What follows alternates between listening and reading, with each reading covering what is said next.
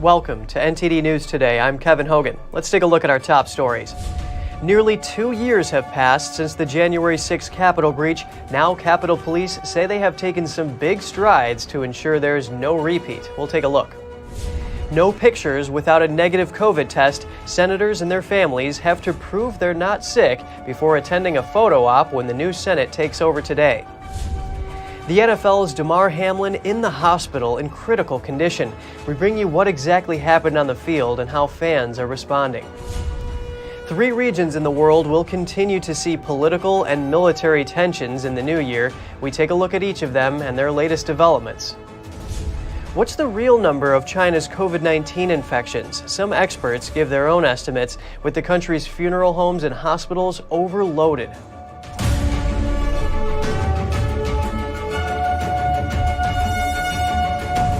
The 118th Congress is being sworn in today, and before members take their oaths of office, the House is scheduled to elect a new speaker, and the outcome of that critical vote is uncertain, as GOP leader Kevin McCarthy appears to be struggling to drum up support to secure the win. A new Congress is getting underway. For the newly Republican-led House, a key vote Tuesday about who will be the next speaker. Let me be clear. Republican leader Kevin McCarthy still does not have enough votes to secure the win. Because of the razor-thin GOP majority, McCarthy can only afford to lose 4 Republican votes. But there are already 5 hardline conservatives who say they're a no. And another 9 who are asking for a wide range of concessions, with critics like Republican Bob Good saying McCarthy has done nothing to earn his vote. There's nothing that indicates to me that he's going to change his pattern since he's been in leadership, where he's part of the swamp cartel. So if it's not McCarthy, then who? Some speculation that Tuesday afternoon's vote could feature multiple ballots for a House Speaker, something not seen in 100 years. But on the night before the election, McCarthy sounding confident about his odds. Do you have the votes for Speaker locked in tomorrow? I think we're going to have a good day tomorrow.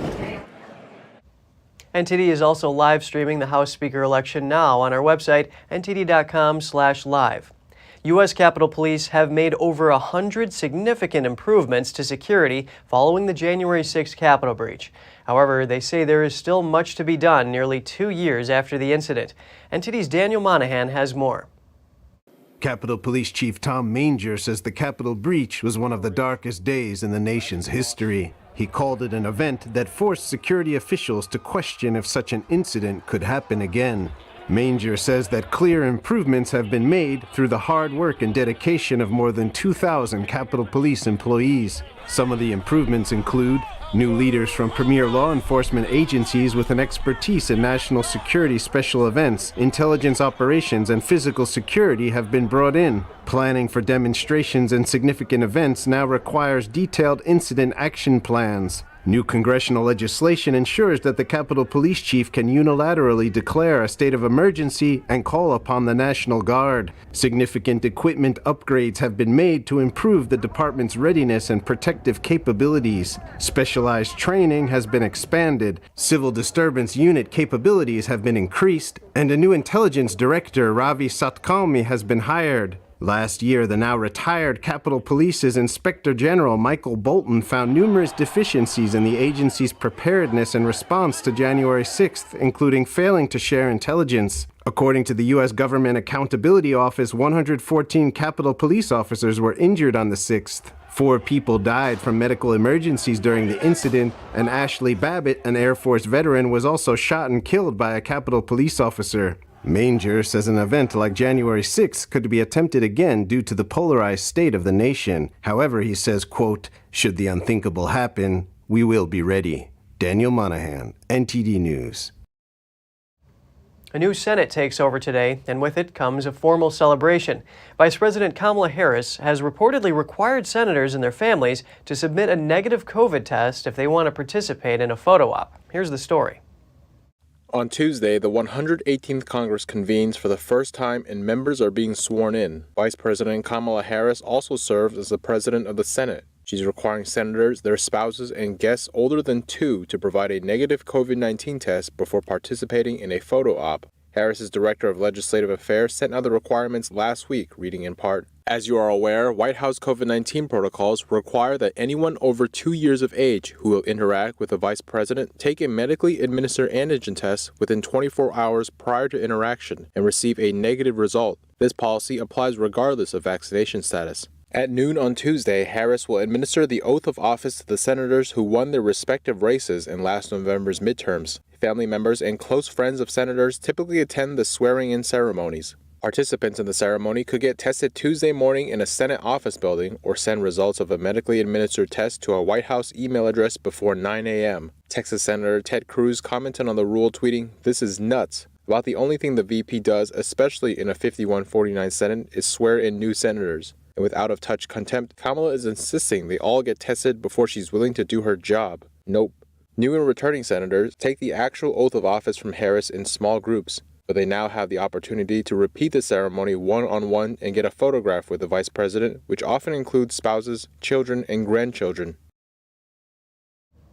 In NFL news, Buffalo Bills safety Damar Hamlin is in critical condition. He left the field in an ambulance during last night's game against Cincinnati. NTD's Andrew Thomas has the latest. An NFL game in Cincinnati came to a halt Monday night when a Bills player collapsed. 24-year-old Damar Hamlin made what appeared to be a routine tackle at the end of the first quarter. He briefly got to his feet, but then fell over.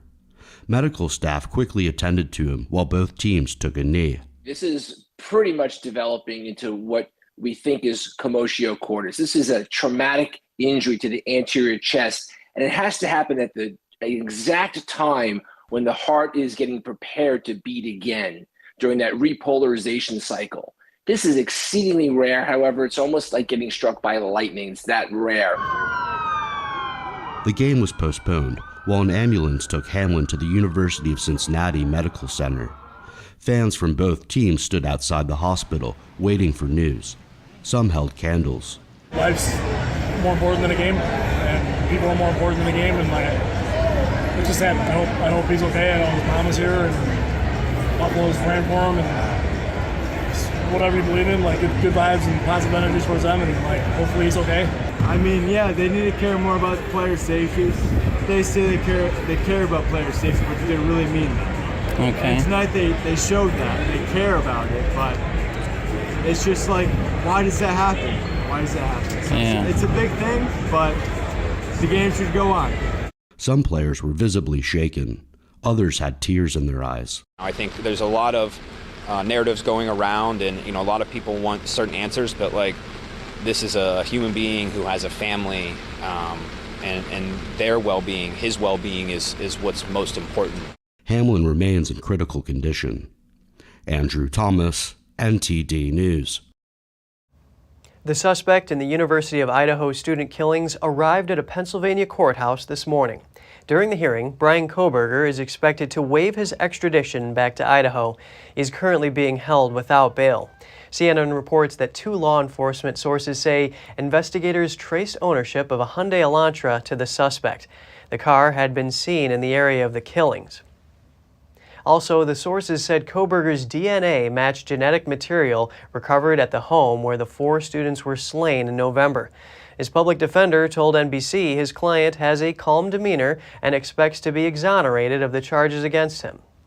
Southwest Airlines is being sued over its Christmas meltdown. In the lawsuit brought by passenger Eric Capdeville, he accuses the airline of violating federal law. He says instead of providing prompt refunds for canceled flights, Southwest offered credit towards a future flight. A federal judge in Louisiana has been asked to certify the lawsuit as a class action to include other passengers. No comment yet from Southwest. Meanwhile, the U.S. Transportation Department is investigating the airline's, quote, operational meltdown. It forced tens of thousands of flights to be canceled during some of the busiest travel days of the year.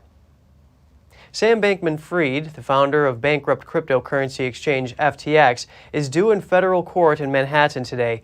He's accused of cheating investors out of billions of dollars in a scheme that resulted in FTX's collapse.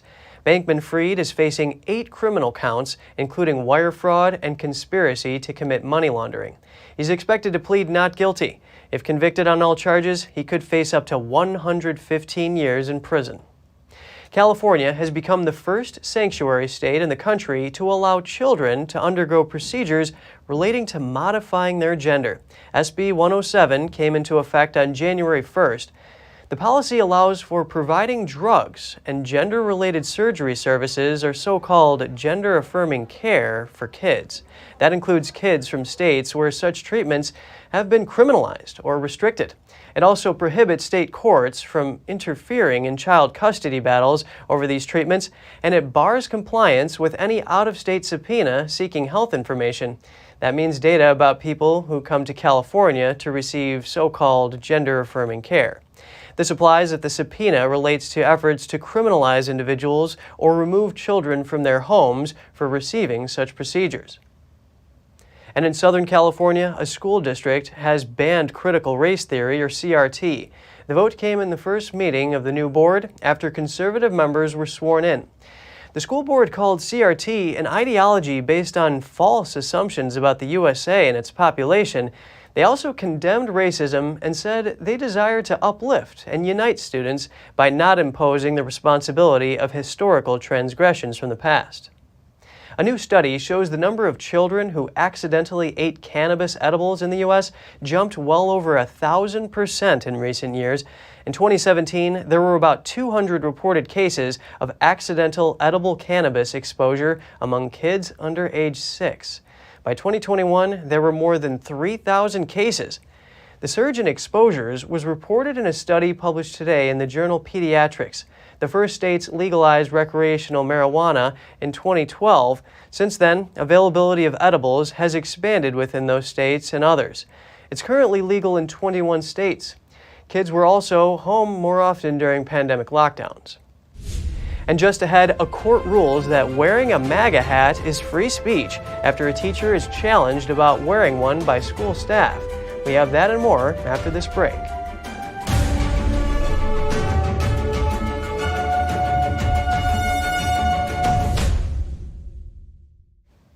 The U.S. National Park Service closed Dry Tortugas National Park off the Florida Keys for several days starting yesterday. This after 300 illegal immigrants arrived on the islands in recent days, overwhelming first responders. The Park Service says the park has recently seen an increase in people arriving by boat from Cuba and landing on the park islands. While most seek overland routes to the United States through Central America and Mexico, others navigate the Caribbean Sea in makeshift vessels. Park personnel had been providing food, water, and basic medical attention until officials from the Department of Homeland Security could take over the relief effort. The Park Service said the closure would last several days. In the meantime, ferry and seaplane services taking tourists to the islands were canceled, and all other visitor services were suspended. The U.S. Coast Guard has reported it intercepted over 6,000 Cubans at sea in fiscal year 2022. Meanwhile, Haitian migrants have also been taken to the sea. On Monday, police in the Turks and Caicos Islands reported they had intercepted a vessel with 128 people aboard, all believed to be Haitian nationals. Alabama becomes the latest state to allow residents to carry concealed firearms without a permit. The new state law means a person would not need a permit requiring a background check to carry a concealed handgun in public. However, a gun owner can still get a permit if they choose. The legislation's sponsor says the law only impacts the permit requirement.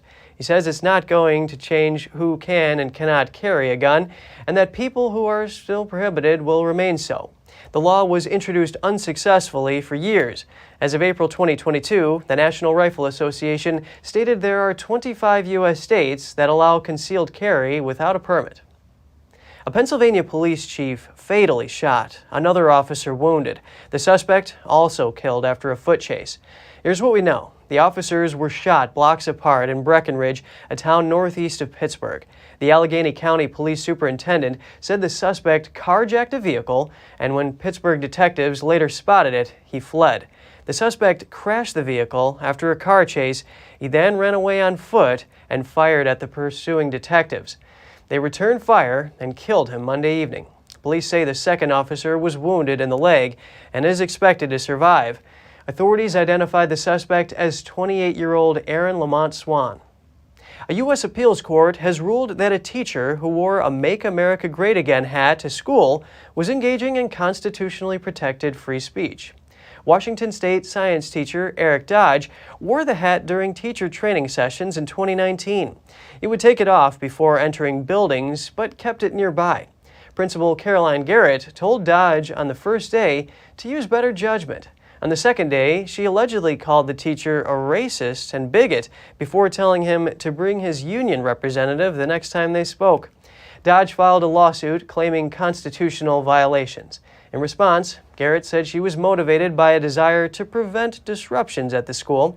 The appeals court ruled that Principal Garrett's interest in preventing disruption among staff does not outweigh Dodge's right to free speech. Garrett ended up resigning after the school board investigated whether she acted professionally while dealing with Dodge.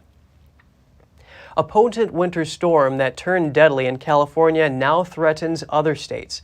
It could bring powerful tornadoes to the south and heavy snow, sleet, and freezing rain in the Midwest.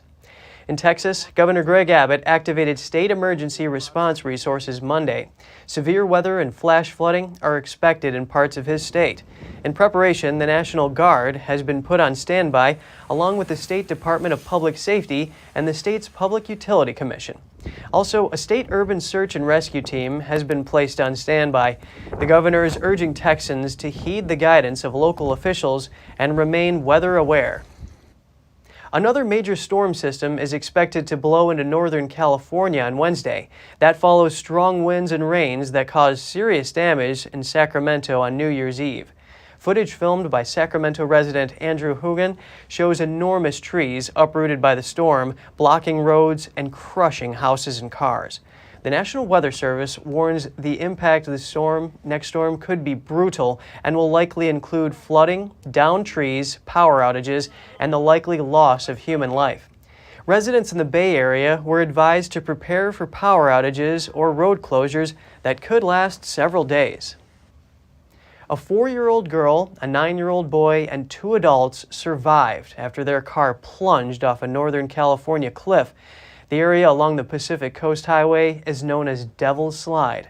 The area is known for fatal wrecks. The family in the Tesla sedan plummeted more than 250 feet from the highway and crashed into rocks.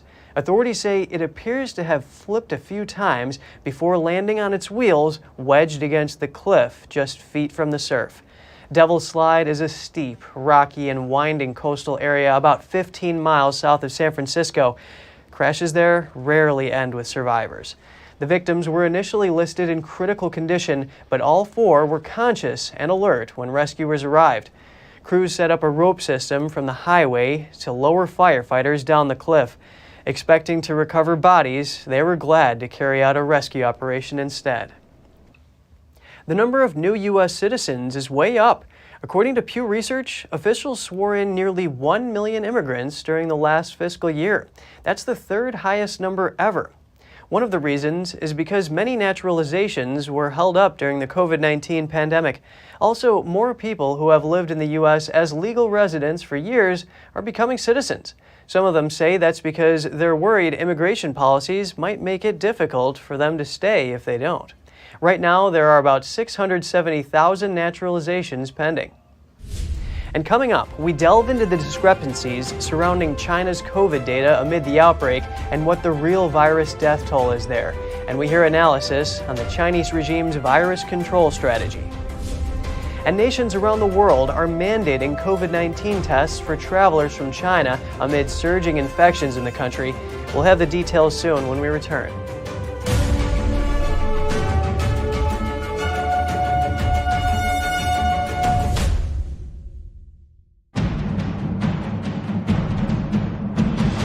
A performance that truly matters for each and every one of us.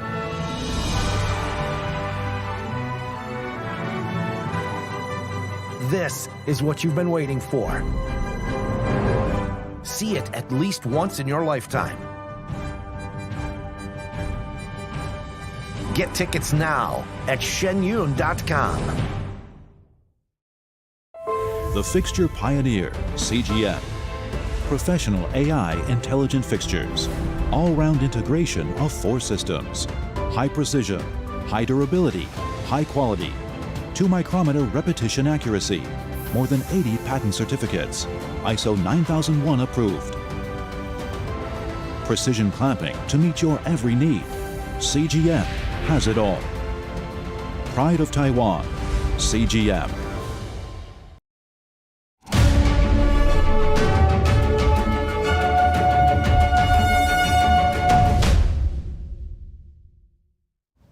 Good to have you back with us. A new COVID subvariant virus is spreading. It's rapidly becoming the dominant strain in new COVID infections. XBB 1.5 now accounts for almost 41% of U.S. cases. That's up from 21% on December 24th. In the Northeast U.S., it's even more dominant, making up over 75% of cases. The XBB Omicron variant has taken over from the BQ1 and BQ1.1 strains. An infectious disease expert told Reuters that XBB is the worst variant the world is facing right now. A professor of microbiology and immunology said he expects infections to peak in mid-January, just like the last 2 years, but he says it won't greatly affect death rates. As COVID cases explode in China, countries around the world are ramping up new curbs on travelers arriving from the country. The U.S., UK, and Australia will require Chinese travelers to submit negative COVID test results before departure starting January 5th. The CDC cautions that Americans should reconsider travel to China, Hong Kong, and Macau. Canada, France, India, and South Korea imposed similar curbs this month. France will also conduct random PCR COVID testing upon arrival of travelers from China. India's testing requirements also cover visitors from Hong Kong, Japan, South Korea, Singapore, and Thailand. Those testing positive will be put under quarantine. In Qatar, this requirement takes effect today. Japan, Italy, Spain, Malaysia, and Taiwan are testing travelers from China upon arrival. In Japan, those testing positive will be quarantined for 1 week. Malaysia will also screen wastewater from aircraft arriving from China for COVID-19. Belgium is also testing wastewater from planes coming from China. Morocco will ban entry of all travelers from China, regardless of nationality, starting today.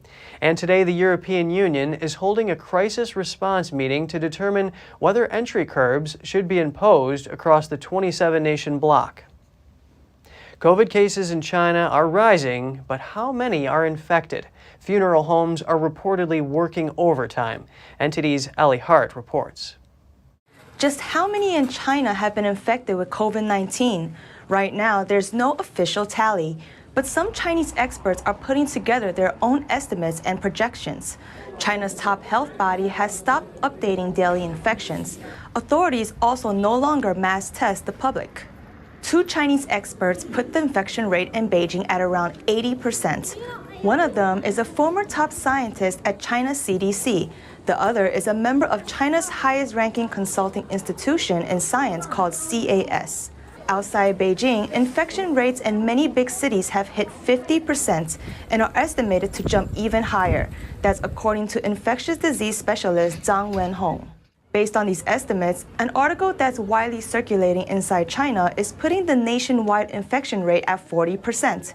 It estimates almost 600 million people in China have been infected with the CCP virus, which causes COVID-19. This is in line with NTD's research. With COVID-19 cases rising in China, funeral homes have been busy. Reports from across China show funeral homes have boosted their working hours, some of them now running 7 days a week. In eastern China's Jiangsu province, video shows a group of people carrying a coffin to a funeral home at night. And as early as 8 a.m. on the first day of the new year, crowds gathered at this funeral home, waiting for services for their loved ones. A factory owner in northern China's Hebei province shared other details on Chinese social media. He reported that body bags and other funeral-related products were sold out locally, writing that the funeral homes that used to order 100 or 200 body bags are now ordering 2,000, and that one funeral home from Wuhan, which used to order 300 or 500 body bags, just called to place an order for 20,000. He added that urns and wreaths are also sold out, and that orders for them will be delayed for several days. Likewise, he said coffins are running out. A photo circulating on Twitter captures bags of human remains lined up on the ground. A nearby sign instructs people to carefully check labels as they collected loved ones' ashes. The funeral home didn't give an explanation for why the remains weren't stored in urns. Next, more reports about what's happening in Chinese hospitals, this time from communications between a hospital staff member and his family. In voice messages sent to his relatives, the medical worker explained many patients receiving treatment at his hospital are those reinfected with COVID-19, meaning those who previously recovered from the virus and got sickened a second time. The voice messages were uploaded to social media. Let me tell you that the secondary infection is really serious. Now, in my hospital, many of the hospitalized patients, the patients are secondarily infected people. None of the TV stations are reporting on this. He went on to say the immune systems of the reinfected patients don't work as well. He further advised his family to wear masks, even after recovering from the first infection with COVID-19. Next, we get some analysis of China's COVID chaos. We hear from a medical expert who breaks down some of the reasons for the discrepancies in the case rate, insight into the real death toll, and Beijing's strategy to control the outbreak. Joining us now for analysis is Dr. Sean Lin, former U.S. Army microbiologist and professor of biomedical sciences at Feitian College. He's also a member of the Committee of Present Danger China. Great to have you on the show, Dr. Lin. Thank you for inviting me. Chinese state media is downplaying the severity of the COVID-19 outbreak in the country. It's trying to assure the public that the situation is under control. Can you give us some insight into the true scale of the infections in China right now? I think right now there are two systems actually governing the Chinese political system actually, because the current premier Li Keqiang has not stepped down, but the newly elected Politburo member Li Qiang, he's actually taking the lead of controlling the pandemic situation in China.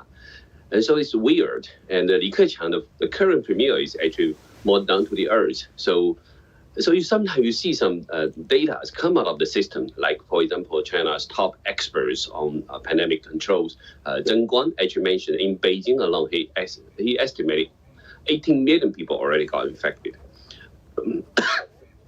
But for Li Qiang, the other system, they want to cover up the true information about the infection, about the hospitalization, and people in ICU, as well as the death toll.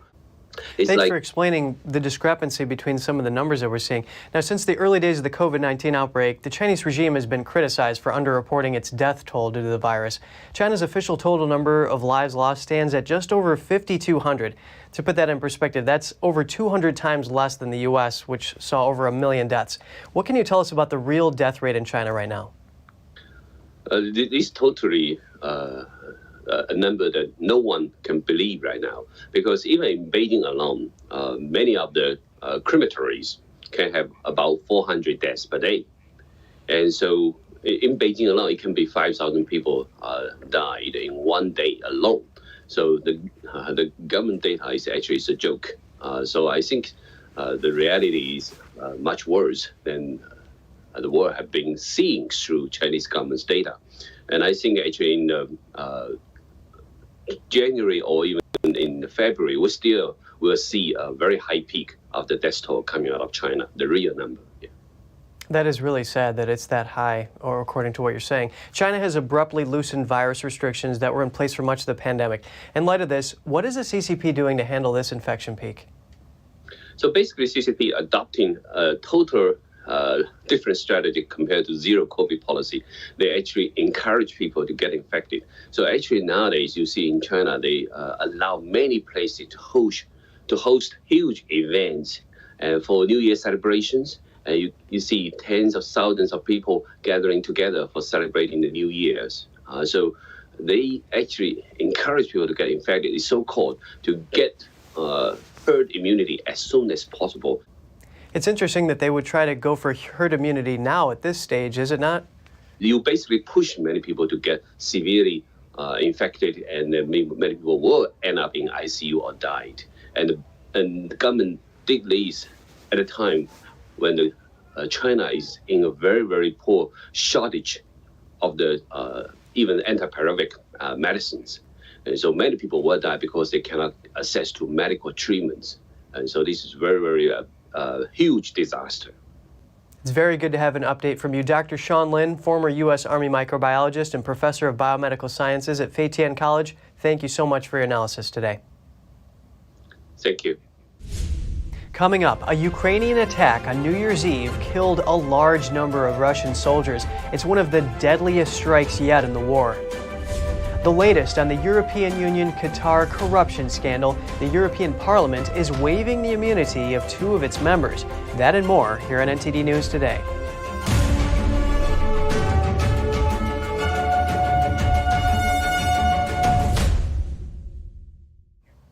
Russia said on Monday that scores of its troops were killed in a strike by Ukraine.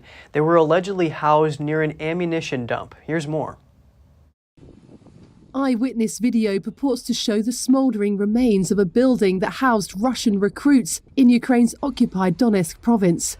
On Monday, Russia acknowledged that scores of its troops were killed in one of the Ukraine war's deadliest strikes.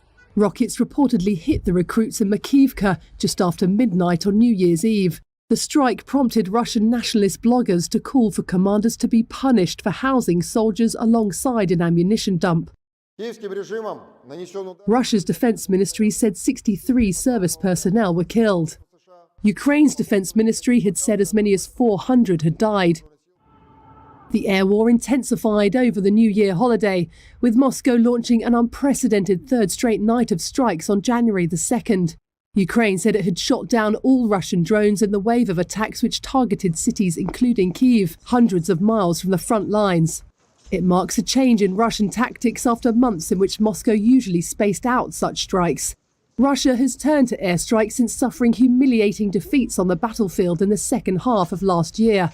Ukraine says the attacks have no military purpose and are intended to hurt civilians. In recent weeks, the front lines have been largely static, with thousands of soldiers dying in intense warfare.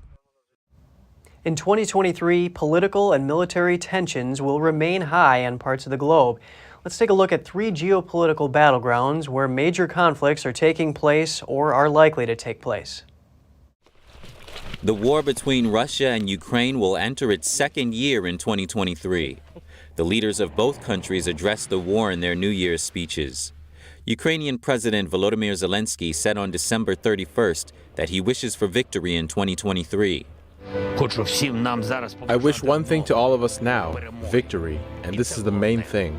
One wish for all Ukrainians. Let this year be the year of return, the return of our people, warriors to their families, captives to their homes, internally displaced persons to their Ukraine, return of our lands.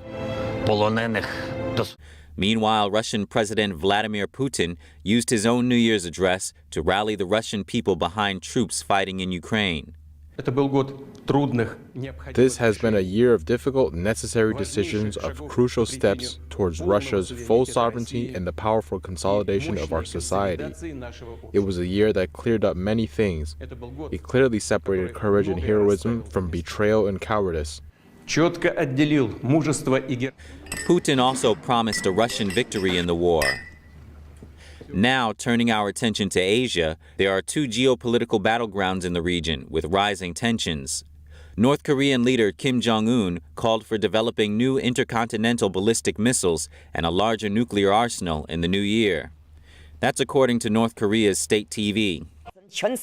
The current situation highlights the importance and necessity of mass production of tactical nuclear weapons and calls for an exponential increase of the country's nuclear arsenal.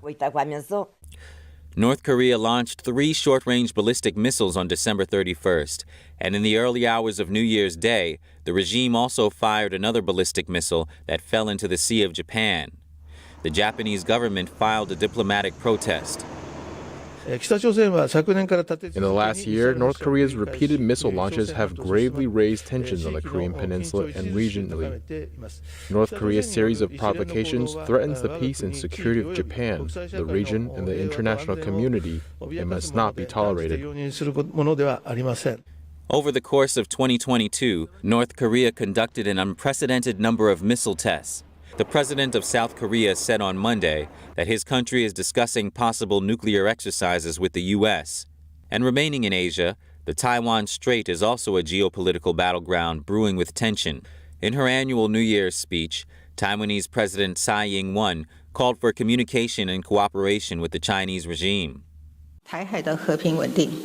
From the COVID epidemic to the changes in global political and economic, two straits are experiencing the same challenges, and war is never an option to resolve problems. Only through communication and cooperation, with the goal of improving regional stability, will more people feel safe and happy. In his New Year's speech, Chinese regime leader Xi Jinping made only a brief reference to Taiwan and mainly addressed the COVID-19 pandemic. He said China overcame unprecedented difficulties and challenges during the pandemic in 2022. This is while the country deals with a major surge in virus cases. Tsai reacted to Xi's speech, saying Taiwan is willing to give humanitarian aid to China. The European Parliament is waiving the immunity of two of its members. It's at the request of a Belgian judiciary investigating the Qatar corruption scandal. The two MEPs are Belgian Marc Tarabella and Italian Andrea Cozzolino. In December, one of the main suspects in the investigation, Francesco Giorgi, confessed to taking bribes from Qatar to influence European Parliament decisions on Qatar. Giorgi, an EU parliamentary assistant, said he suspected Tarabella and Cozzolino had also received money from Qatar. The corruption scandal with Qatar is one of the biggest graft corruption scandals to hit the EU. Croatia is one of Europe's most idyllic summer destinations, and with its own currency, the kuna, it has always felt a little more exotic than other European destinations. But that all changed on January 1st when Croatia joined the Eurozone, replacing its historic kuna with the euro. It's the 20th country to join the single currency. The European Commission says euro banknotes and coins are now circulating in the country, with around 70% of ATMs already distributing euros. And as well as changing its currency, Croatia also joined the Schengen area. That's a bloc of 26 countries that has done away with border checks within Europe. Croatia's Prime Minister described the move as a historic day for Croatia. Finns are stocking up on firewood and refitting their homes to cut power consumption this winter. They'll have to live with soaring energy bills or no electricity at all after Russia cut gas supplies since last May. NTD's Andrew Thomas has more.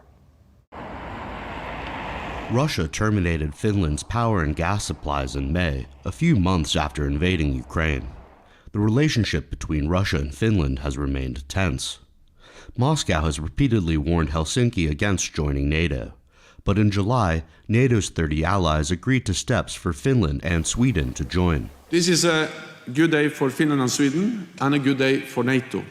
With 32 nations around the table, we will be even stronger, and our people will be even safer as we face the biggest security crisis in decades. Now, each parliament has to ratify the decision. It would be NATO's most significant expansion since the 1990s. Since the summer, Finns have gathered flashlights, heating units, and firewood. Regional electricity grid companies, smaller regions at a time, circulate electricity blackouts, and the idea, of course, is that it would be possible to warn the citizens beforehand. Though that is not always possible, but that is the idea, and an individual customer would be an hour or two without electricity. Two residents outside of Helsinki are worried. Heating their 100-year-old cottage isn't easy. Curtains help prevent heat from escaping. They also have two pipes that blow warm air from the fireplace to other parts of the home. Burning wood in the fireplace, stoves, and the hearth. That is how we have heated the place so far. At least we heat it without radiators, before the temperature drops way below zero. Then we might have to turn on the radiators. Finland, along with other Western nations, set a $60 per barrel price cap on Russian seaborne crude oil. The policy came into effect December 5th for the group of 7 major powers, the European Union and Australia. On December 27th, Russian President Vladimir Putin delivered Russia's response. Moscow plans to ban oil supplies to those nations for 5 months, starting in February. Andrew Thomas, NTD News. Three prominent opponents of Tunisia's president say they are under investigation. One of them has organized regular protests against President Kais Saied for several months. Days earlier, Saied threatened judicial action against those he called defamers of national symbols, considering it a threat to national security. Saied came to power in July 2021 and dissolved parliament after that, a step his opponents described as a coup. They accused Saied of dictatorship and one-man rule. Tunisia's National Trade Union also denounced the president, opposing his alleged authoritarian practices. One of the three investigated activists said he wouldn't respond to any lawsuit, calling the case politically motivated. And just ahead, at the French-Swiss border, fishermen meet every weekend during spawning season to breed trout. They're attempting to repopulate the rivers with the species. And Australia tests a new way to generate electricity. Environmentalists hope so-called green hydrogen could be the future of energy. Stay tuned for more on that when we return.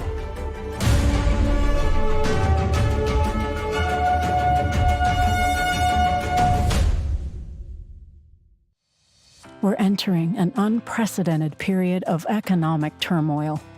The economy is unstable, our government is in shambles, and the global war on energy has created a domestic crisis. Americans need a way to protect their financial future. One way to ensure your wealth in retirement is by purchasing physical gold and silver. We can help. You can roll any part of your retirement account into a gold or silver IRA. Better yet, you can open a gold or silver IRA in 5 minutes or less using our online application. Preserving your family's financial legacy is a choice that's always available to you. And when you're ready, we're here to help. Call us and speak to one of our IRA professionals. Let's build your financial legacy together. GSI Exchange, wealth for generations to come.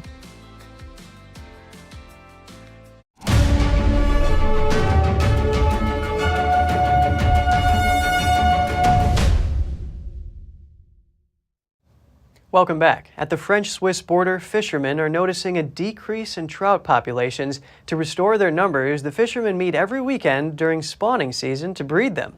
NTD's Andrew Thomas has more. These fishermen are hoping to catch trout in this pond near the Rhone River. But the scarcity of fish could be a problem.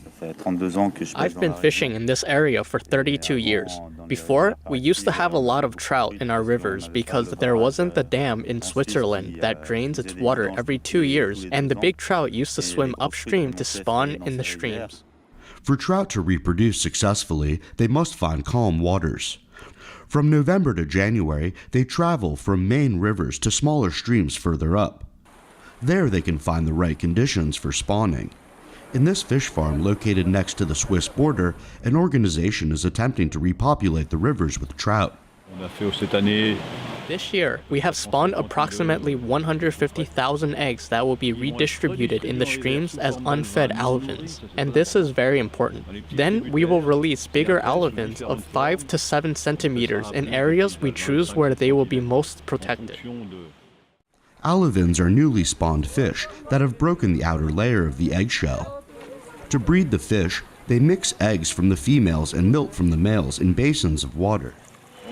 We don't squeeze them hard, just a little bit of pressure, and if they are ready, they release the eggs and they come out easily. They carefully choose native fish to include. We will mix the milt of the males that we selected according to their color and to the breed that we are looking for, the local brown trout of our rivers. Then we will assemble the good-looking females that we have chosen with the good-looking males in order to make a selection that resembles as much as possible the local strain that we have. The eggs are then transferred into an incubation room for the next few months. The association is working once a week throughout the spawning season. Andrew Thomas, NTD News.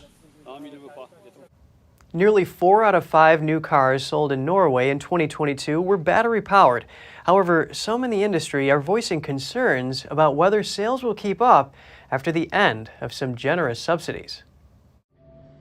Sales of electric vehicles in Norway accounted for nearly 4 out of 5 new cars sold in the country last year. That's according to registration data, which showed that Norway, with its 5.5 million inhabitants, achieved the world's highest proportion of electric vehicles, making it a proving ground for automakers launching EV models. The sales were led by Elon Musk's Tesla, which sold more cars in Norway than any other brand for a second consecutive year. But some in the auto industry say new taxes in Norway could thwart the country's goal of becoming the first to end sales of fossil-fueled vehicles by 2025. Norway has until now exempt battery electric vehicles from taxes imposed on those with internal combustion engines. But while the subsidies helped cut emissions, the finance ministry said they cost the state about $4 billion in lost revenue in 2022. The government is now seeking to curb benefits for high-end vehicles and bring in a new auto tax based on weight. Thor Eagle Bradland said that concerned him. Because the government is now starting to increase the taxes on EV, and we are afraid that it will reduce the sale on EVs. The government has defended its electric vehicle policy, with Johan Vasara, a state secretary at the Norwegian Transport Ministry, saying that because electric vehicles have become the new normal car for Norwegians, quote, that means we have to look into how we are using society's funds. Environmentalists are trying to find a reliable way to generate electricity without fossil fuels. In Western Australia, a test is underway to see if so-called green hydrogen is the way to go. NTD's Andrew Thomas has more on the trials. The coastal town of Denham is 9 hours north of Perth, Australia. Here, there's plenty of sunlight and wind. But local resident Joel Famlonga has a love-hate relationship with the weather. When the weather's nice, it's full of people, and when it's windy, they all go. Denham has been chosen as the site for an innovative renewable energy project. Famlonga is happy about it. Well, it's something you don't think a lot about, but it's good that they're trying this sort of thing in a small town like this anyway. The trial will cost about $5.4 million. State-owned power provider Horizon plans to use electricity generated by a solar farm to produce hydrogen. That hydrogen will then be used in a fuel cell. It will satisfy about a quarter of Denham's electricity needs and reduce the use of fossil fuels. 100% firm renewable is the holy grail of electricity. This is what everybody's trying to achieve right around the world. We are importing into this state 6.7 billion litres of diesel each year. And you just think of that, from the carbon footprint, our supply chain vulnerability. The West Coast trial could provide a glimpse into Australia's energy future. Andrew Thomas, NTD News. Just ahead, a new smart ball provides rugby players and fans with more data than ever before. The ball can track stats for players and teams. In the UK, a new type of yoga is combining traditional poses with the fun of playing with puppies. We'll be back with more soon here on NTD News.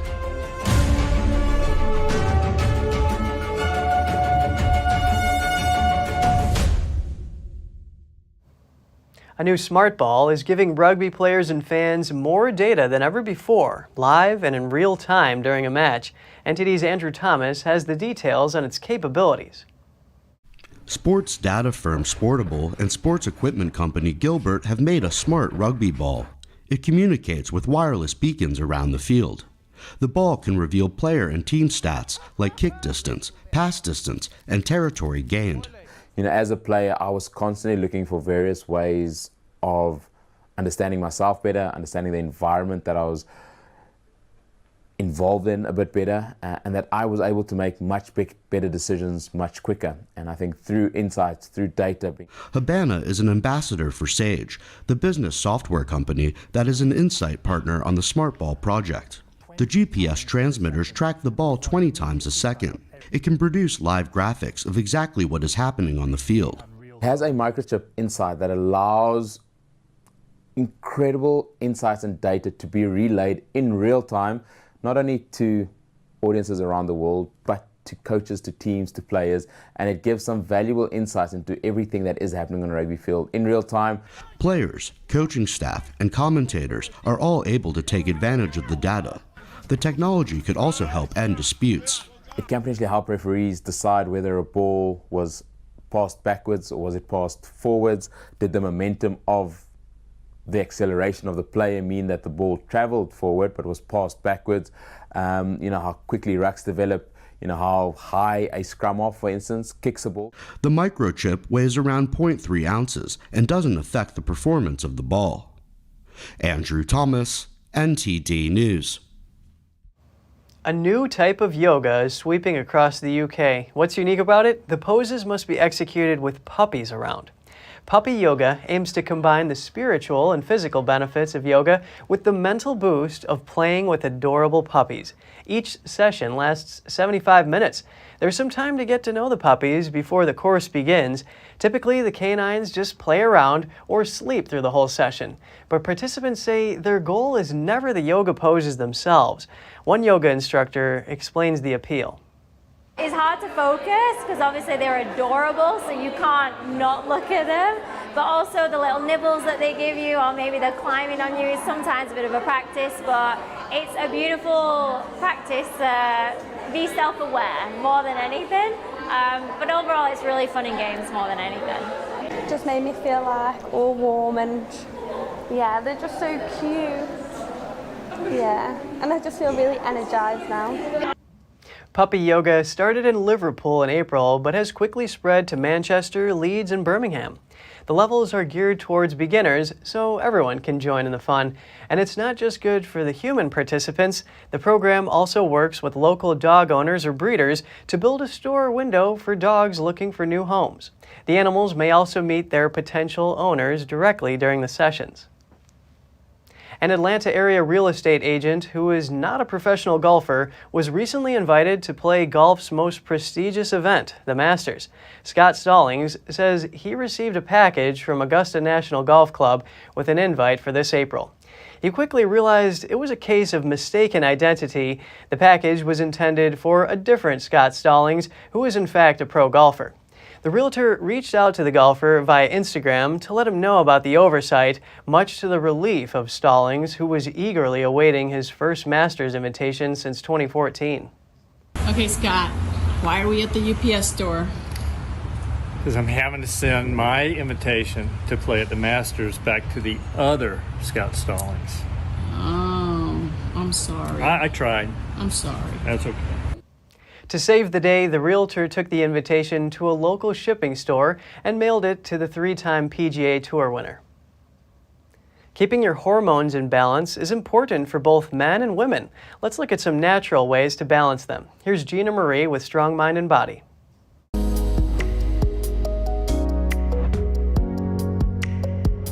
Your hormones can take you for a ride.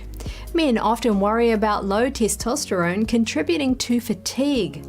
Much of the focus for women is surrounding reduced estrogen, but these only represent a couple of hormones. They can certainly influence your body and how you feel in big ways. But there are other hormones you can naturally balance. This can help you to combat the symptoms associated with aging. Muscle loss and fat gain are two issues many aging people struggle with, but it's not all about testosterone or estrogen. One hormone you can focus on to build muscle strength and slow fat gain is DHEA. When you were younger, your body was producing DHEA at much higher levels. It helped you build muscle and stay slimmer. But with age, production drops and strength and metabolism can too. Boosting protein intake by supplementing with whey protein can enhance DHEA production.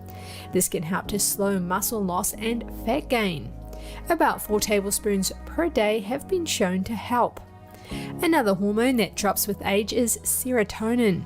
After about 45, it starts slipping downward. This can result in mood fluctuations and poor sleep. If you want to boost serotonin, include these foods in your diet: potatoes, eggs, cheese, salmon, nuts, and turkey. Hormones can also play a role in skin health. IGF-1 is produced in the liver and plays several roles in your body. One is skin aging. There is research indicating that 2-minute bursts of exercise like walking can boost IGF. It can also contribute to younger looking skin. By making a few lifestyle changes, you may be able to balance your hormones to slow the aging process.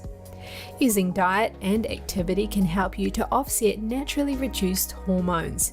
It can also help you to feel younger, more energized, and have anti-aging effects. That's all for today's program. I'm Kevin Hogan, NTD News, New York City.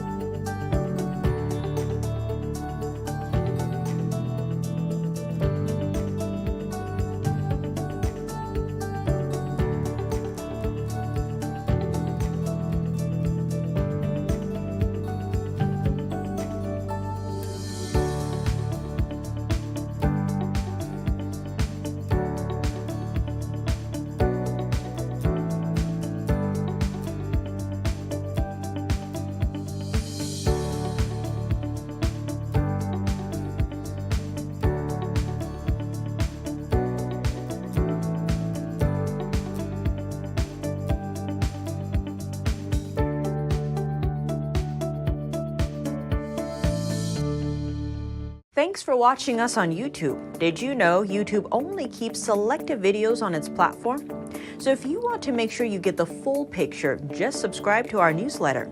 Go to newsletter.ntd.com and sign up. It's free.